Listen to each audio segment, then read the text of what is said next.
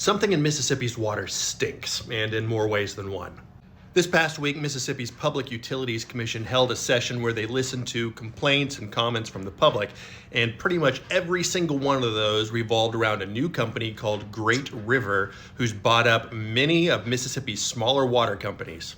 And these companies are all over the state, from Hines to DeSoto to Harrison and well beyond. And in every single one, everyone's complaint seems to be about the same, that their rates have suddenly doubled or even tripled in some cases, even though their water usage has remained the same. And I get the frustration. It's similar to something we went through here in the capital city when Jackson Water took over. Our rates went up, and they even added on a $40 surcharge to everyone's bill just for the privilege of having their services.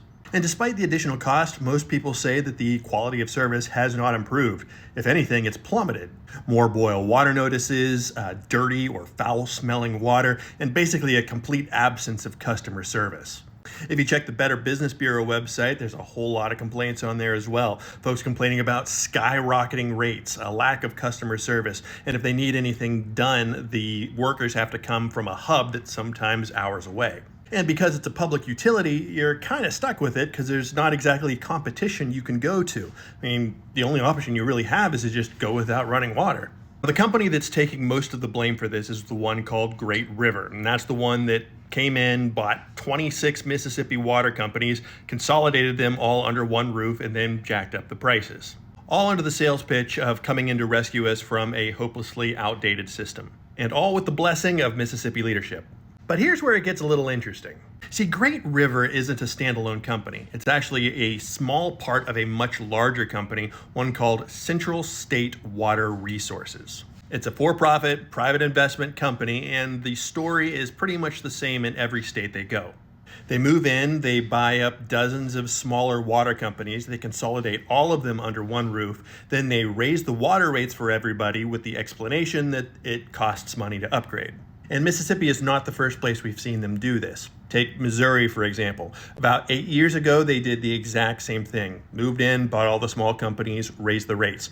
Only this time they did it under the name of a company called Hillcrest Utility.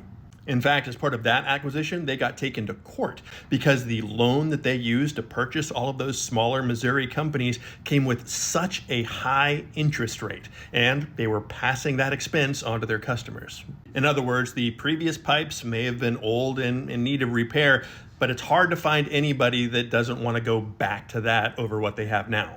Now, I don't think anybody is shocked that the for-profit private investment company is in it for the money. The question that's on most people's minds, though, is how did this happen in Mississippi and who allowed them in?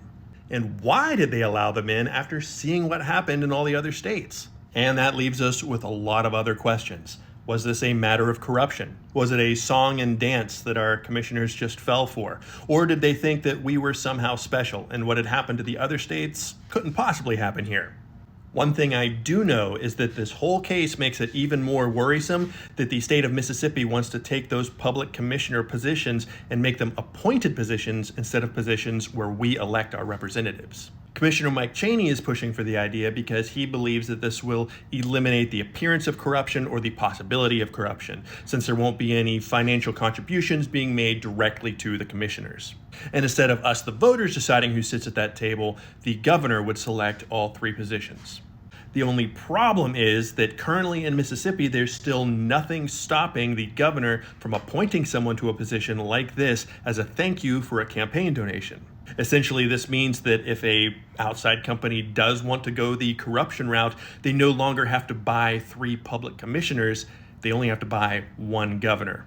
And the going rate for that is less than a car. So all of this has put an undue stress on thousands of Mississippi homes, and it's raising a whole lot of suspicions considering the amount of corruption we've seen around the state. And it reminds us, yet again, that when we are choosing people to sit in these positions, we have to look at integrity and not just party.